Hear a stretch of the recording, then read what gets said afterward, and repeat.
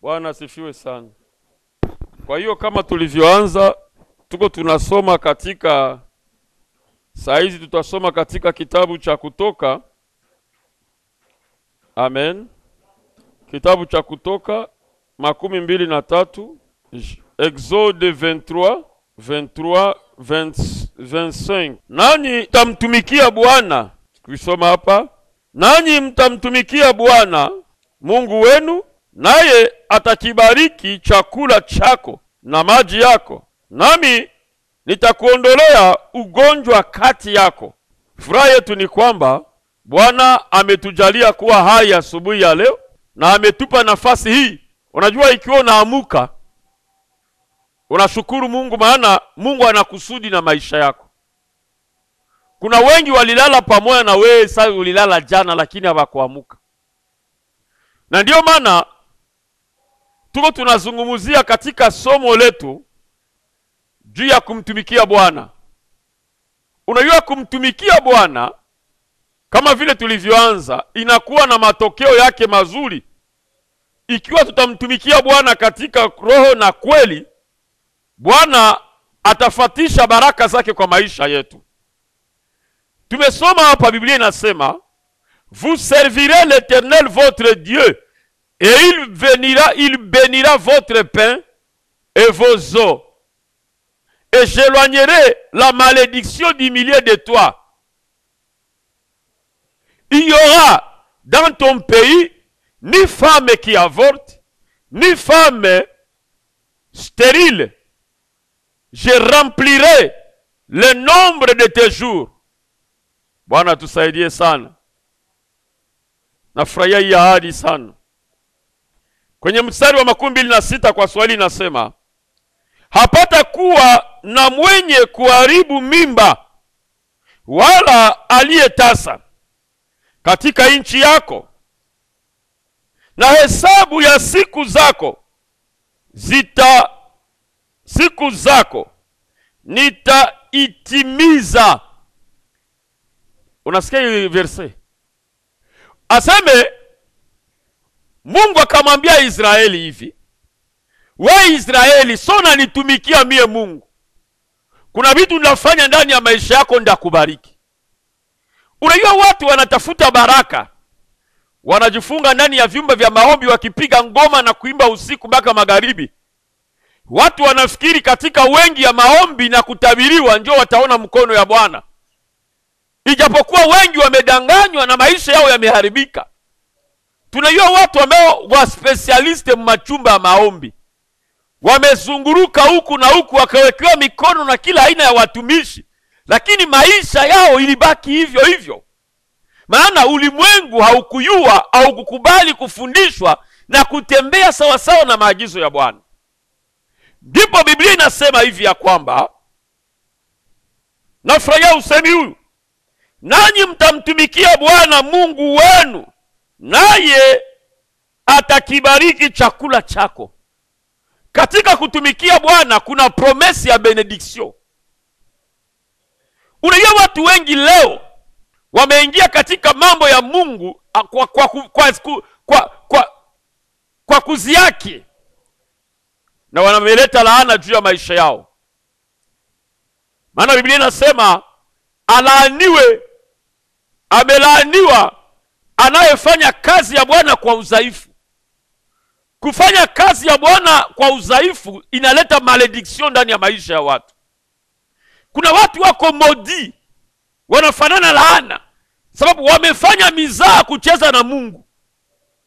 Wameingia ndani ya mambo ya Mungu kwa mizaha. Mtu anaweza sema anapenda kuimba lakini mlevi msharati. Mtu anahubiri lakini mwizi escrow. Mtu anaingia kanisani lakini bado ni mchawi. Sasa ule mtu kuliko alete baraka analeta laana kwa maisha yake.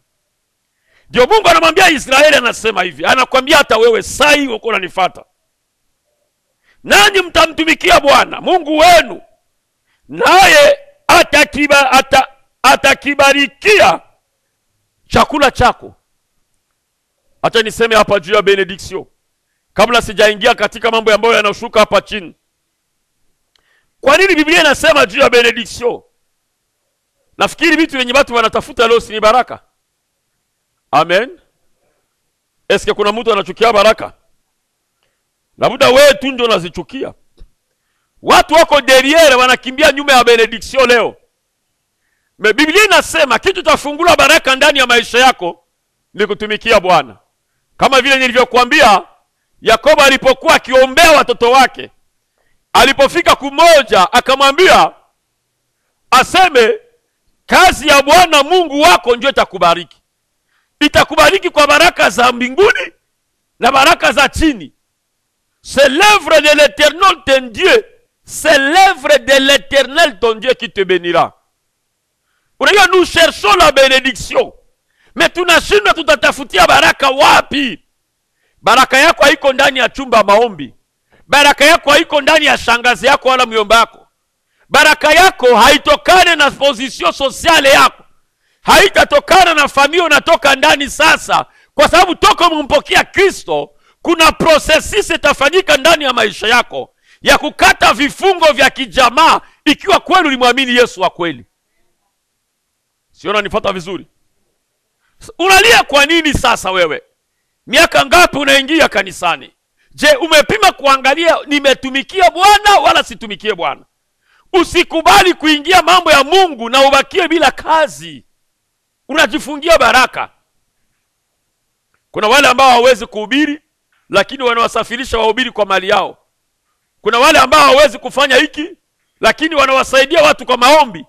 Wamejitoa kwa ajili ya uombaji. Wako tayari ndani ya kazi ya Bwana kuwaombea wale wanaofanya huduma. Kwa hiyo hauna sababu ya kusema inyanatumu unasema situmikia Mungu juu ya hii sababu. Ikiwa hauna franga, tumikie kwa nguvu yako. Ikiwa una pesa, pesa yako mtumikie. Tuko pamoja? Bwana asifiwe. Kuhusu baraka, Deuteronome inasema hivi. Kumbukumbu la Torati 7, mstari wake wa 13. Tusikize Biblia inasema nini hapa.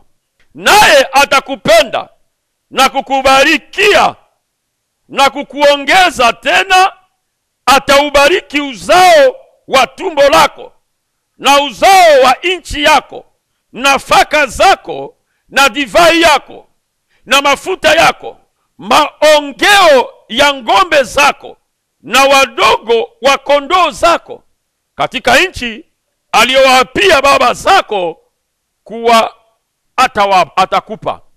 Il temera. Biblia inasema il temera.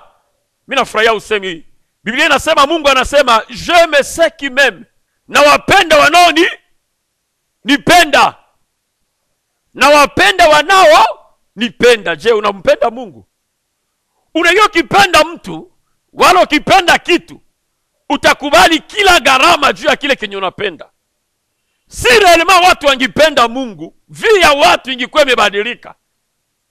Unajua kitu takuonesha kama bwana wako wala bibi yako anakupenda ni faso yenye anajitoa kwako. Maana Biblia inasema watoto wadogo msipende kwa maneno bali kwa matendo. Sasa Mungu anasema ukimtumikia atakupenda. Nani anapenda kupendwa na Mungu?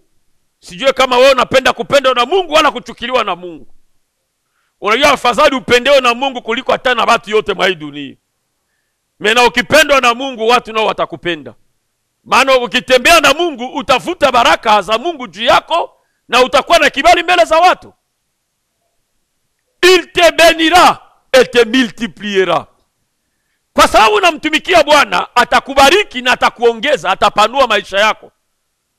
Hauwezi kuendelea yale maisha ambayo ulianza inakuwa venta na huko unatumikia Bwana. Sasa furaha yako na katika Bwana ni nini? Maana Mungu wetu anapenda aongeze, abadilishe maisha yetu siku baada ya siku. Ikiwa Mungu hajakuongeza, mwambia Bwana, nimeamua kukutafuta wewe.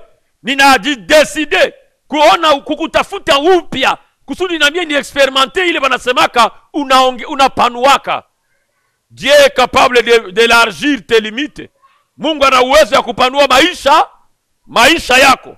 Sio kama kuna mtu anaamini ile. Kuna mtu anaamini kama Bwana atapanua maisha yake. Mahali ulipo sijue kama unaamini kama Bwana ana uwezo ya kupanua maisha yako.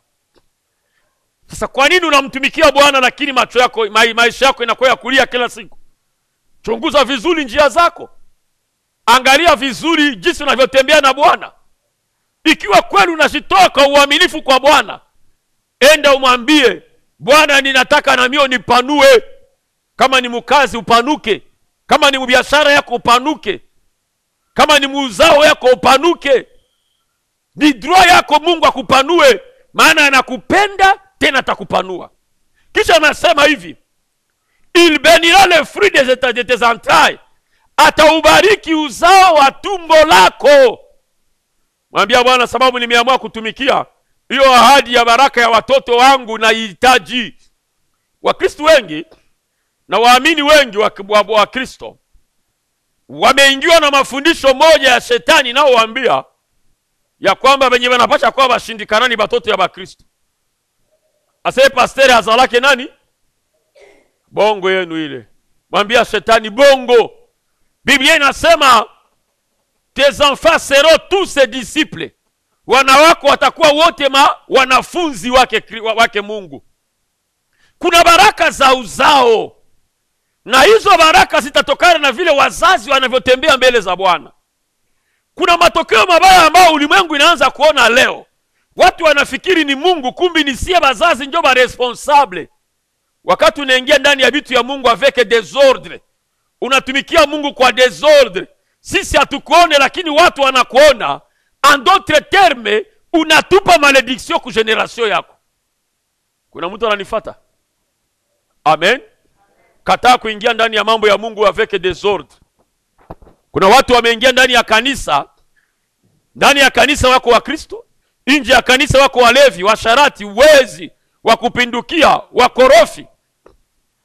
Alafu sasa wanaweza kuhubiri, wanaweza kuimba, na wanaweza fanya mambo mengine yote yale. Lakini yale yote wanaoyafanya yanakuwa mlango wa laana kwa maisha yao. Mwambia mwenzenu, mimi nakataa kutumikia Mungu mufaiblesse, maana mimi nataka na mimi watoto wangu wabarikiwe. Biblia inasema hapa, usemi huu, naye anafurahia hapa sana, naye atakupenda na kukubariki na kukuongeza tena, ataubarikia uzao wa tumbo lako. Atakupenda, atakubariki, atakuongeza tena ikiwa namtumikia. Kisha anabariki watoto yako. David anasema, j'ai été jeune, je vieillis, je n'ai point vu un juste abandonné, ni sa postérité mendiant son pain. Na alikuwa kijana nimezeeka, sijaona mwenye haki wa Mungu kuachwa, wala uzao wake kuombaomba njiani. Wewe mzazi ambao unaamini, unapasha kuachia watoto wako ahadi ya baraka kama ukitembea vizuri ndani ya Mungu. Unaweza kuwa kuwauzia gari, unaweza kuwa kuwauzia manyumba, lakini ukiwaachia baraka za kimungu zitawauzia hata vile wenye hawakuwauziaka wewe. Maana namjua mtumishi mmoja ndani ya Biblia. Biblia inasema alikufa akiwa na deni. Mungu yuko mwaminifu. Na walitafuta kuuzisha watoto wake sababu ya deni. Kwa Swahili nyingine wanasema kuwauza. Na siku moja mke wake alimuona mtumishi yuko napita. Jina la Bwana libarikiwe. Akamlalamikia nabii. Akasema, wewe mwenyewe unajua nabii jinsi bwana wangu alikuwa mtumishi wa Bwana na alikuwa anamuogopa Mungu. Alikuwa mtu ya Mungu. Uko na témoignage Eli. Wengine waandishi wanasema wakati Yezebeli alikuwa naua manabii, bwana yake na ule mama alifuchika manabii wa Mungu. Aliparticiper ku protéger les vrais prophètes de Dieu. Kile vile unafanya juu ya Mungu, Mungu hata visabu. Jina la Bwana libarikiwe sana. Bwana apewe sifa. Ulimwengu inaweza kusahau, watu wanaweza kusahau, Mungu asahau wake. Ule mama analalamikia profeti. Profeti anamgeukia anamwambia, mama, uko na nini? Anamwambia, niko na chupa tu moja ya chupa ya mafuta. Anamwambia, mama, uende mu quartier yako, ulombe viungu vyote vile unapenda kulomba. Ujifungie mwako, ufunge milango. Unaya kuna vitu vingine ndani ya maisha yako ifo kufunga milango. Kuna milango imefungua na madirisha imekuingizia majaribu. Unapatia shetani nafasi, funga milango. Amen. Ufunge nini? Milango. Alafu alafu utaanza mimina yale mafuta. Biblia inasema yule mama alikuwa découragé. Bwana yake alikuwa serviteur, mimi hakumwachia kitu isipokuwa deni. Mimi napenda Mungu. Mungu iko fidèle. Iko impossible batoto ya serviteur babageuze ba esclave. Maana Mungu angelikuwa amecontredire neno lake. Maana Biblia inasema je bénirai ta postérité. Aseme postérité yako watakuwa ba esclave. Unaweza kuwa uachie watoto wako magari wala maavyo. Mebaraka ya Mungu naacha juu yao, juu ya kazi ya Bwana uko nafanya. Itawapatia vile venye wao kuwapatiaka. Katala kama watoto wako watakuwa ba malere. Usikubali kama watoto wako watakuwa instruments za diable, katala. Ule mama alimwanga mafuta. Biungu inayala. Mpaka saa ilifika chungu ya mwisho. Mafuta kakatika. Chungu ya nini? Manake limite yendo alijitilia. Angikamata hata biungu ya dunia mzima vyote vingiala mafuta. Sa chungu ya mwisho iliyala, mafuta kakatika. Amen. Akakimbia tena kuuliza profeta, akambia profeta mimi naona miracle. Sasa hivi mimi naona miracle. Ile mafuta nifanye nini? Kuna watu wengi walikuwa wakaombewa na watu wa Mungu. Walipoona miujiza hawakuleta raporo. Hawakuleta nini? Raporo ili watu wa Mungu wawape orientation. Kuna vitu vingine kusudi uendelee mbele, inahitajika mtu wa Mungu akupe orientation. Kunanifuata mzuri? Mtu wa Mungu akupe orientation. Uko na besoin ya orientation ya mtu ya Mungu. Maana Biblia inasema confiez-vous à Dieu et vous serez affermis. Confiez-vous à mes prophètes et mes serviteurs et vous réussirez. Kuna réussite nyingine itatokana tu na kujitoa pia kwa watu wa nani? Watu wa Mungu. Ambao Mungu amewaita, ambao sio wakorofi, ambao makusudi yao ni kukusaidia. Tuko pamoja? Anasema et le fruit de ton sol, ton blé, ton mou et ton huile, je le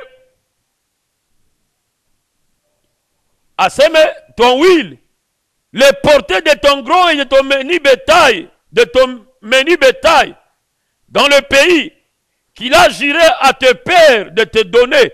Hiyo yote ni baraka. Ukiangalia ku Deuteronome, hiyo kumbukumbu la Torati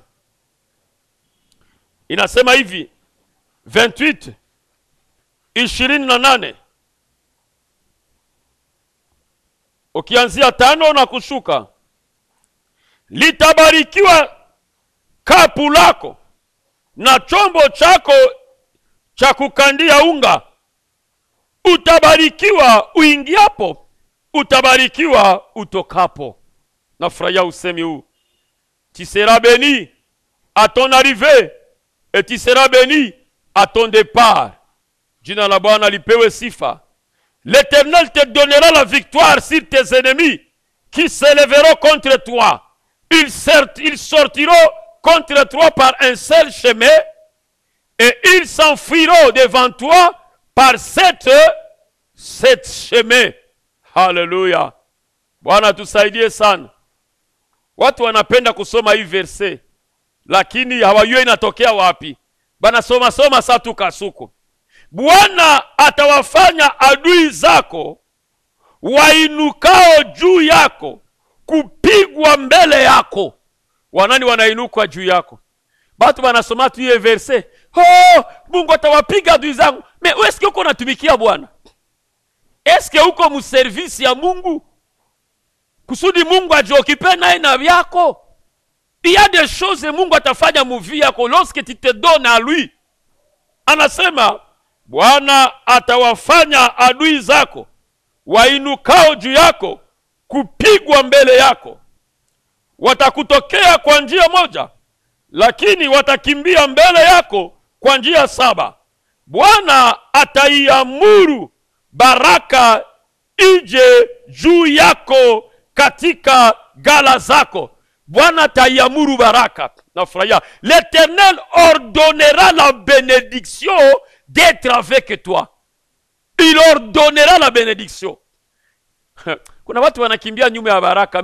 Baraka ya Bwana Mungu ataiagize ikufate na ikushike. Atokimbie mu village itakukuta kule. Maana unatembea na Bwana, unamtumikia Bwana. Inasemeka ya kwamba il leur donnera la bénédiction. Manake Mungu ataangalia kwenye alitiaka benediction, anaiordonea na kuambia benediction, endo tafute frère fulani parce que iko nanitumikia, iko na besoin ya provision, iko na besoin ya mamoye kwa ajili ya kazi yangu. Kuna vitu vingine papa, kama huko mkazi ya Mungu usitarajie mamoye. Amen. Amen. Wakati Mungu anakupa franga, wewe unaona njoo za kulewa wamo, za kuonga bambaraga, za kufanya mwambiance, utajisumbua, utafunga source. Biblia inasema l'Éternel ordonnera la bénédiction d'être avec toi dans tes greniers, dans toutes tes entreprises. Est-ce que ma entreprise zako konona mubaraka? Kuna wakristo wengi wanalia, wanaanza kujikompare, wanasema tumeona haina maana kutumikia Bwana. Angalia vizuri na mtumikia namna gani. Maana Mungu akisema kitu manake anasema kweli. Ataordone baraka ndani ya gala ya kumuprovision mumwako. Pili, kwanza kama hauna provision mwambia Mungu, mimi nataka siku ya leo ushanje situation yangu. Sitakuwa mtu wa kupimisha kila siku mabitu kusoko. Katika moja ya baraka ya Mungu ni mwako mkwe provision. Gala yako ya yale chakula, gala yako iwe na vya kukutumia. Ni moja ya baraka. Biblia inasema tena, entreprise yako itabarikiwa. Kwa sababu uko unamtumikia nani? Mtumikia Bwana. Amen. Nafurahia hapa kuseti tulikuwa tunasema l'Éternel te donnera la victoire sur tes ennemis qui s'élèveront contre toi. Ils sortiront contre toi par un seul chemin et ils s'enfuiront devant toi par sept chemins. Nafurahia kaya andiko sana. L'Éternel ordonnera la bénédiction d'être avec toi dans tes greniers et dans toutes tes entreprises. Il te bénira dans le pays que l'Éternel ton Dieu te donne. Jina la Bwana libarikiwe sana. Nani anapenda kuona baraka za Bwana? Inahitajika utembee sawa sawa na neno la Mungu. Ila hapa kuna condition nyingine ya baraka sasa, ambayo ni neno la Mungu. Hata kama watu wamefundisha vibaya leo sadaka na mambo mengine, ila kuna usemi wa Mungu juu ya yale mambo. Ukiona katika Malaki 3:10, Biblia inasema apportez à la maison du trésor toutes les dîmes afin qu'il ait de la nourriture dans ma maison. Mettez-moi de la sorte à l'épreuve, dit l'Éternel des armées, et vous verrez si je n'ouvre pas pour vous les écluses de cieux, si je ne répands pas sur vous la bénédiction en abondance. La bénédiction en abondance. Malaki. Tusome hii. Malachi 3 verset 10. Ili kwenda kumalizia somo letu la siku ya leo. Najua leo hii Jumapili tutakwenda kuzungumzia mambo, tutaendelesha leo somo hili na mkono wa Bwana na mimi utagusa watu wake. Tutaomba kwa ajili ya watu wa Mungu. Yawezekana umejikuta maisha yako inakuwa ya kulia, maisha yako haone mkono wa Bwana, mafanikio hayapo. Mimi nataka nikwambia kwamba ukija kwa kusanyiko la Jumapili tutaomba pia kwa ajili ya watu walio na shida. Amen. Kwa hiyo usikubali kuja wa nyuma, usikubali kuwa mtu wa kuchelewa mbele za Mungu, maana Mungu naye anaweza kuwa na kuchelewea. Jiandae na uandae iwe siku speciale kwako, ukiamini ya kwamba Bwana atafanya kitu kwa maisha yako. Leteni zaka kamili galani. Zaka kamili. Kuna sadaka zenye haziko kamili. Wakati unampatia Mungu zaka, angalia ni Mungu wa yeye, dimasio yake iko namna gani, amekufanyia nini, amekutosha wapi. Kuna mtu mwenye hapashe kupatia Mungu n'importe kwa. Leteni zaka kamili galani, ili kiwemo chakula katika nyumba yangu. Mkanijaribu kwa njia hiyo, asema Bwana wa majeshi, mjue kama sitawafungulia madirisha ya mbinguni na kuwamwangieni baraka hata isiwepo nafasi ya kutosha au la. Français ndio inasema mzuri, si je ne répands pas sur vous la bénédiction en abondance. Il y a une bénédiction et une bénédiction en abondance. Ipeti arrivé uko unanifuata mahali pote pale na ulikuwa hujaelewa umuhimu importance ya kutumikia Bwana. Labda ulikuwa umechoka, umerudi nyuma, umevunjika moyo, uko desi, maana umekutanana na watu waliokuvunja moyo, umekutanana na shida zilizokufanya uvunjike, uredresse, urudie nyuma. Ila leo umejidesidia unasema Baba, mimi napenda kutumikia. Mimi napenda experimenter na mimi nione eske réellement neno yako ndio inasema kweli au shenyi tunajikorogaka. Kwa hiyo tunakwenda kuomba Mungu. Karibu ili upate kuomba Mungu. Mahali ulipo utasimama ili tupate kuomba Bwana na kusema Bwana apate kusaidia, akutendee mema, apate kukunyoshea mkono wake ya nguvu, ukatembee katika baraka za Bwana. Karibu sana tuombe pamoja. Weka mkono wako juu ukiwa na imani ndani ya Kristo. Hapana ndani ya watu, ndani ya Kristo. Maana nasema mkono wa Bwana si mfupi kama neno lake lisemavyo. Unaona mkono yangu inaweza kuwa mfupi, inaweza kuwa haifiki kwenye huko. Lakini mkono ya Bwana itakugusa mahali ulipo. Yawezekano umelia, hauone baraka ndani ya entreprise zako. Ahadi za Mungu kwako ziko contraire. Sasa leo nakwambia, ingelikuwa vyema mahali ulipo uamuke tena kiroho. Uamuke katika kazi ya Bwana. Maana hiyo ndiyo itakuwa funguo ya baraka yako kwa maisha yako. Baba, katika jina la Yesu, kwa imani niliyo nayo ndani yako na kwa mamlaka tumepewa na wewe, naomba baraka zako juu ya wapendwa hawa wanaosikia neno lako kwa asubuhi ya leo. Acha mkono wako wa nguvu kawaguse, kawatendee mema. Baraka zako ziwe tele juu ya maisha yao.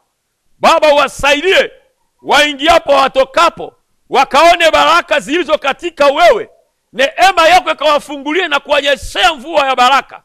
Kwa jina la Yesu, wainue wale waliovunjika moyo. Kwa jina la Yesu, amen. Bwana awabariki.